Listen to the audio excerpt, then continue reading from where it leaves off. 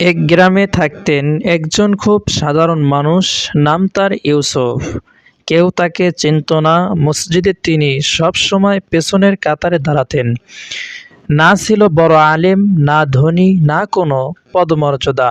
লোকেরা বলতো, ইউসুফ ভাই তো খুব সাধারণ মানুষ, বিশেষ কিছুই করেন না। কিন্তু আল্লাহ তাআলা দেখছিলেন এমন কিছু যা মানুষ দেখেনি। ইউসুফের নীরব আমল। ১ নাম্বার, ফজরের আগে উঠতেন। কারও না জানিয়ে তাহাজ্জুদের ২ রাকাত পড়তেন।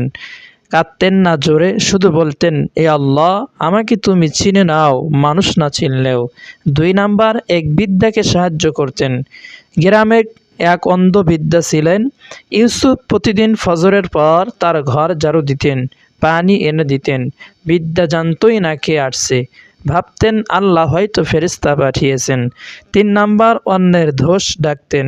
কারো গীবত হলে ইউসুফ বলতেন, ভাই সে তো আমাদেরই মতো মানুষ, চলো তার জন্য দোয়া করি। হঠাৎ মৃত্যু। একদিন হঠাৎ ইউসুফ অসুস্থ হয়ে পড়লেন। কয়েকদিনের মধ্যে তিনি ইন্তেকাল করলেন। গ্রামবাসী বলল, একজন সাধারণ মানুষ মারা গেছে। কিন্তু আশ্চর্য ঘটনা ঘটল। তার জানাজায় মানুষ এমন ঢল এনে দিল, যাদের কেউ জানত না সে ইউসুফ চিনত।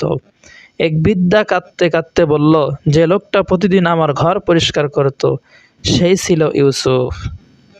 স্বপ্নের বার্তা। ইউসুফের ইন্তেকালের পর এক নেক ব্যক্তি স্বপ্নে তাকে দেখলেন।